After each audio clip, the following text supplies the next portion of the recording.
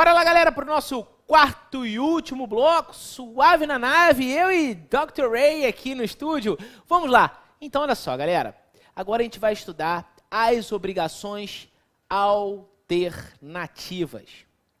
Como o próprio nome já diz, é uma coisa alternativa. É uma conjunção alternativa. Ou uma coisa ou outra coisa, não é isso? Pois bem.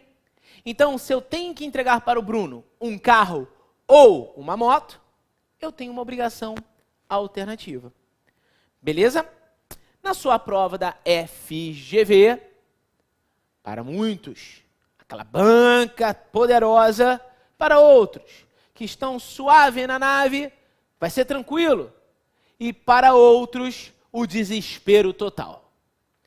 Pois bem, a obrigação alternativa poderá também ser chamada em prova de obrigação disjuntiva. Anote esse nome.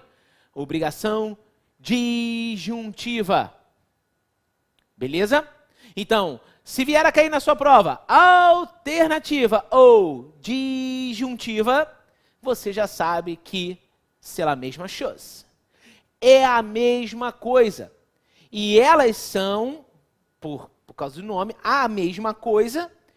E a conjunção utilizada é o ou, ok? Ou uma coisa ou outra. Um carro, um trator ou uma moto. Um carro, um avião ou uma asa delta. Ok? Só que eu não posso confundir a obrigação alternativa, disjuntiva, com a acumulação conjuntiva, ou também chamada de cumulativa. Então, olha lá, preste muita atenção. Rufem os tambores. A obrigação alternativa não se confunde com a conjuntiva, ou também denominada, chamada de cumulativa. Na cumulativa também, existe mais de uma prestação desde o início. É uma obrigação composta, assim como uma obrigação alternativa. Porque na obrigação alternativa, ela já nasce com mais de uma prestação desde o início. Ou uma casa, ou um apartamento. A obrigação conjuntiva, ela também tem mais de um elemento prestacional desde o início. Só que a diferença, ela é simples. Na obrigação alternativa, se o devedor, por exemplo, cumprir com qualquer uma das prestações, ele se exime da sua responsabilidade. Como eu posso entregar um carro ou uma moto? Se eu entregar o carro, eu me eximo da minha responsabilidade. Na obrigação cumulativa ou conjuntiva, o próprio nome já diz cumulativo.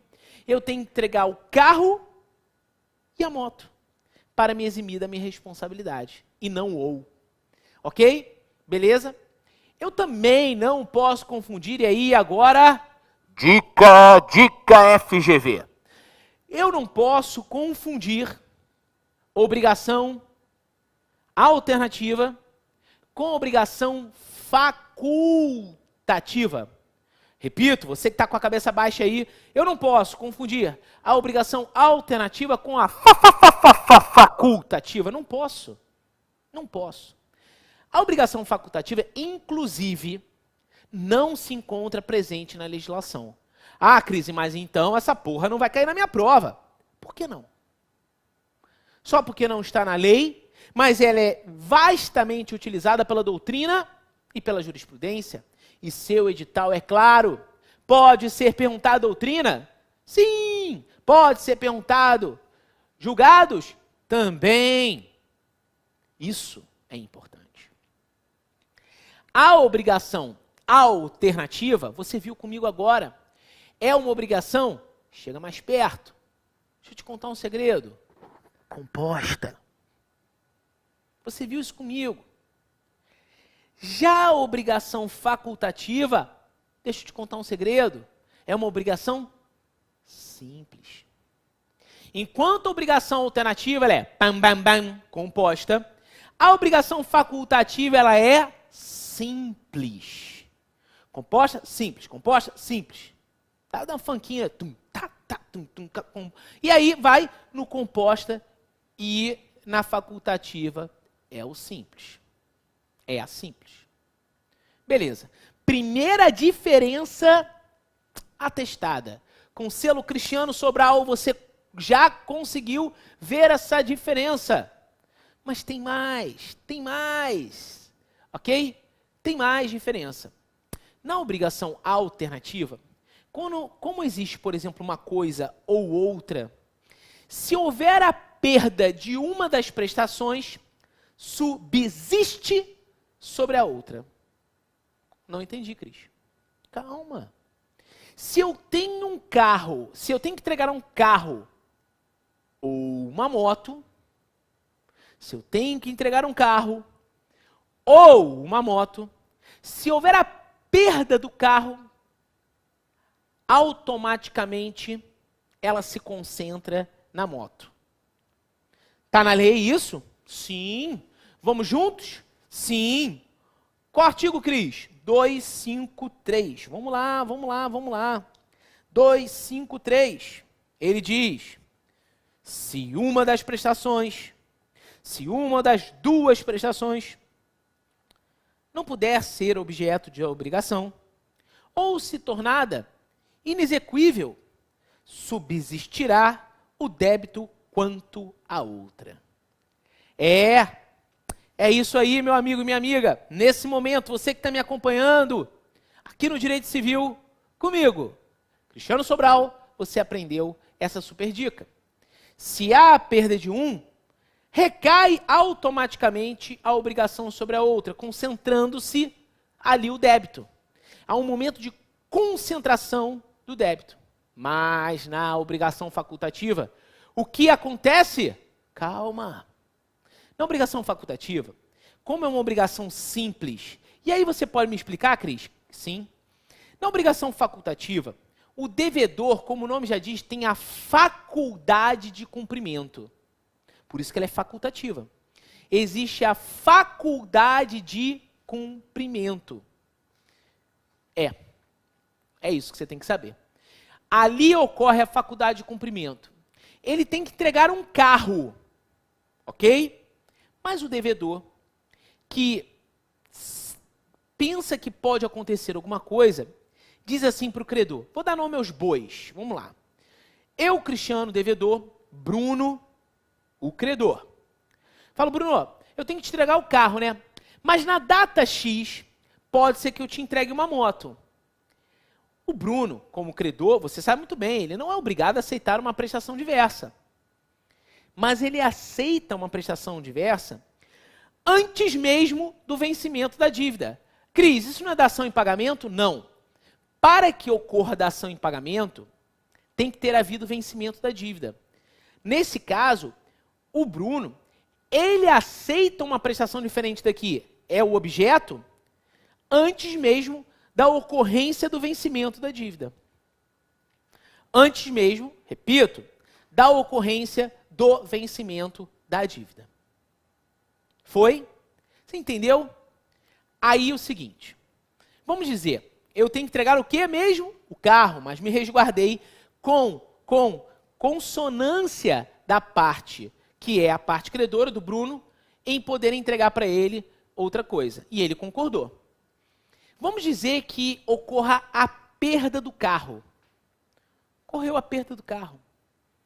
Aí você fala, então, a obrigação subsiste sobre a outra que você pactuou, Cristiano, e ele aceitou. Não. Quando houver a perda do bem, se resolve a obrigação e as partes retornam ao seu estado anterior. Olha a diferença, porque lá na obrigação alternativa, o que ocorre lá? O que ocorre é que lá, se há a perda de um, acarreta a concentração do débito sobre a outra. A obrigação alternativa, também chamada de disjuntiva, que nós aprendemos, tem muita questão que cai na FGV perguntando sobre a escolha. Vamos dar uma olhada na tela? Perdão. Olha aí. Beba uma água. A obrigação alternativa é aquela que compreende duas ou mais, prestações. Mas se extingue com a realização de apenas de uma delas. Obrigação de dar um carro ou uma moto. Aí vem a pergunta. A quem cabe a escolha? A quem cabe a escolha? E você já sabe muito bem que escolha é sinônimo, tá? Escolha é sinônimo de quê? Momento de concentração do débito. A escolha será o momento de concentração do débito.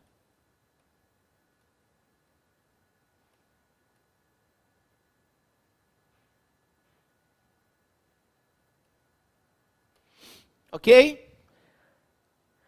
E aí, o que acontece? O que acontece? Em regra, cabe ao devedor.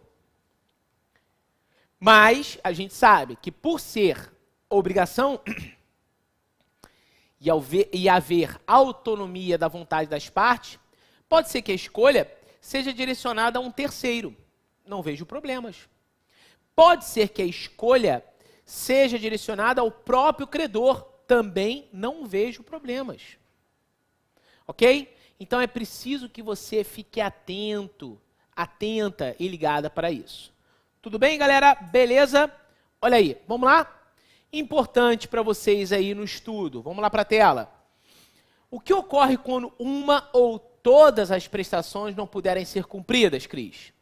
A resposta irá variar, tá? Se a escolha cabia ao devedor ou ao credor.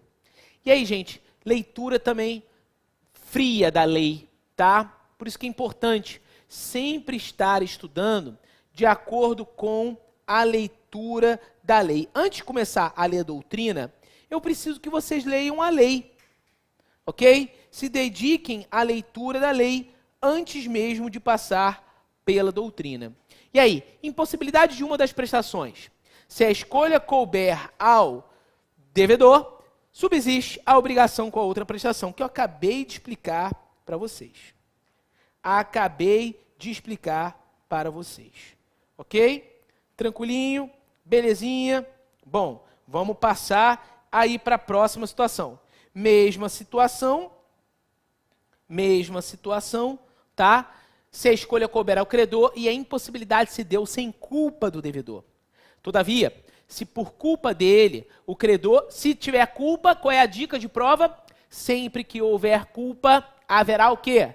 Perdas e danos. Vem comigo para a tela. Tá? Então, todavia, se por culpa dele, o credor poderá exigir a prestação subsistente ou o valor em dinheiro da prestação impossibilitada. E aí tem um acrescido de perdas e danos. Claro, tem um acrescido lá de perdas e danos. Tudo bem? Tranquilinho? Bom, muito importante, então, para vocês. Tranquilinho? Bom, aí, exemplo. Devedor de um carro ou de uma moto destrói a moto ao dirigir embriagado. Consequência. Se a escolha cabe ao devedor, obrigação simples de dar o carro. Se a escolha cabe ao credor, pode cobrar o carro, ou valor em dinheiro, mais as perdas e danos. Se a moto foi destruída acidentalmente, mesmo cabendo a escolha ao credor, obrigação simples de dar o carro. Impossibilidade de ambas as prestações. Se a escolha couber ao devedor e este tiver culpa, ficará obrigado a pagar o valor da prestação que se impossibilitou por último, acrescido de perdas e danos. Se a escolha couber ao credor e o devedor culpado, poderá reclamar o valor de qualquer uma delas, acrescido de perdas e danos. No entanto, se ambas as prestações tornarem-se impossível, sem culpa do devedor, independente de quem cabe a escolha, extinta estará a obrigação, ou seja, desfeito o negócio jurídico. Ok? E aí, terminamos mais um ponto da matéria do seu edital lá, que tem obrigações. Falamos então já da obrigação de dar, coisa certa e incerta, fazer e não fazer. Obrigação de meio e de resultado, garganta já está reclamando. Obrigação de meio e de resultado. Obrigação alternativa, conjuntiva, facultativa. Olha quantas obrigações já estudamos. E agora vamos analisar a obrigação divisível e indivisível. Não há um conceito na lei de obrigação divisível e indivisível. A gente pega carona lá no tema da parte geral de bens. Conceito de bens divisíveis e indivisíveis. Divisível, o que suporta fracionamento. Indivisível, o que não suporta fracionamento. Muito claro isso. No artigo 258, é esclarecido o motivo da indivisibilidade. Por exemplo, olha lá, a obrigação é indivisível quando a prestação tem por objeto uma coisa ou um fato não suscetível de divisão, por sua natureza, número 1, por motivo de ordem econômica, ou dada a razão determinante do negócio. Pode ser que as partes estabeleçam a não divisibilidade. Pode ser que, em razão da natureza, seja algo indivisível. Por exemplo, cavalo. Como que eu vou dividir o cavalo? Corta a cabeça, dá para um, corta as pernas, dá para outro, dá o rabo para outro. Tem como. Por exemplo, um relógio. É divisível? Eu posso dividir ele, desmembrar ele, mas ele perde seu valor econômico. Ele perde o seu valor econômico. Então, a indivisibilidade está por esses motivos. Agora, há uma regra que está no artigo 257, que diz assim: havendo mais de um devedor ou mais de um credor em obrigação divisível, aquela que suporta o fracionamento, esta presume-se dividida em tantas obrigações iguais e distintas quanto os credores ou devedores. Ou devedores. Sim. E aqui nós estabelecemos algo denominado de concurso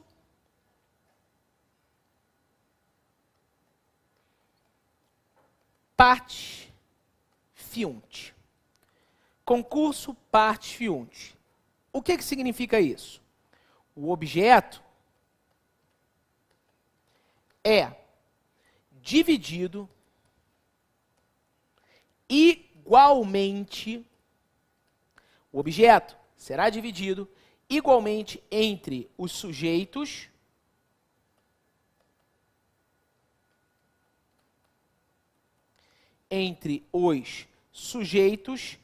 e da obrigação fracionada. Vou colocar a barra aqui, a obrigação fracionada. Então, ponto importante, né, sobre esse tema, é que esses parceiros obrigacionais, eles vão dividir o objeto igualmente entre os sujeitos. Isso por quê, Cris? Olha só. A obrigação divisível é a que pode ser fracionada, a indivisível não. Como exemplo de obrigação de dar dinheiro, é uma obrigação divisível, mas pode ser que as partes, por acordo de vontade, se torne indivisível o negócio, né? Falar, olha, só pode ser pago dessa forma, não vai ter divisibilidade. A obrigação de dar um cavalo é indivisível. Mas só há importância em determinar o tipo de obrigação quando houver, olha aqui, quando houver pluralidade de devedores e ou credores. Sendo a obrigação divisível, não há problemas, pois cada um cobra ou é cobrado de sua parte, né? Que eu falei, concurso parte fiunt. Ok? Se não for determinada a parte que cabe a cada um, ok? Presume-se ela dividida em partes iguais. Entretanto, sendo a obrigação indivisível, como cada um cobrará ou será cobrado em sua parte? Já que o objeto, ele não pode ser dividido. Havendo mais de um devedor em obrigação indivisível, cada um responde por toda a dívida. Então, se eu tenho mais de um devedor no polo passivo, uma ideia, também se gera na indivisibilidade uma solidariedade passiva. E esses devedores poderão ser cobrados pela dívida toda. Então, se existe 3 devedores, eu posso cobrar de um deles o total da dívida. E esse devedor automaticamente se subrogará nos direitos creditícios frente aos outros devedores. Ok? Vamos lá. Pois não há como fracionar a cobrança. Agora, aquele que pagar a dívida, foi o que eu te falei, subroga-se nos direitos do credor, tá? Perante os demais co-obrigados. Exemplo, se 2 pessoas devem um cavalo, veja que eu trago até exemplos, eu preparei essa apostila com muito carinho, gente. Ela não substitui os livros, como eu te falei, mas ela já serve como material de apoio. Claro que você tem que ir além, né? Você tem que se pesquisar nos livros, ir na lei, mas você vê, eu coloco artigo para vocês e etc. Exemplo, se 2 pessoas devem um cavalo, qualquer um deles pode ser cobrado, mas quem pagar poderá cobrar do outro, em dinheiro, metade do valor do animal. Beleza. Havendo mais de um credor em obrigação indivisível, e aí dá uma solidariedade ativa, porque existe mais de um credor no polo ativo, o que difere daquele exemplo anterior, que eu falei de uma solidariedade passiva, porque existia mais de um devedor no polo passivo. Então, olha lá. Havendo mais de um credor em obrigação indivisível, qualquer um deles poderá cobrar a dívida por inteiro, tornando-se devedor perante os demais credores. Então, por exemplo, tem um credor A, B e C, e o devedor D. Qualquer credor, o A, o B e o C, pode cobrar de D. Cobrando o valor do D, o D se exime da sua responsabilidade, pagando qualquer dos credores. Mas esse credor que recebeu a dívida, ele se torna devedor perante os outros. Muito lógico isso. E aí vem, tá? Tornando-se devedor perante os demais credores nas suas respectivas partes em dinheiro, artigo 261. E aí, gente, chegamos, então, a um tema que é das obrigações solidárias. Mas antes de terminar o assunto das obrigações solidárias, eu quero deixar uma observação para você, que eu vou trabalhar no nosso próximo encontro, quando estiver aprofundando as obrigações solidárias. Você vai deixar assim, antes de passar para as obrigações solidárias, você pode escrever até na sua própria apostila, tá? Muito cuidado com o artigo 263. Muito cuidado com o artigo 263.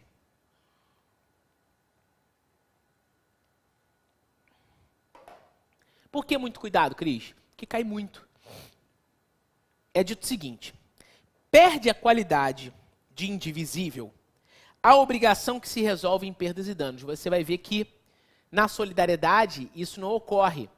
Mas na indivisibilidade, perde a qualidade de indivisível a obrigação se ela for resolvida em perdas e danos. Ok?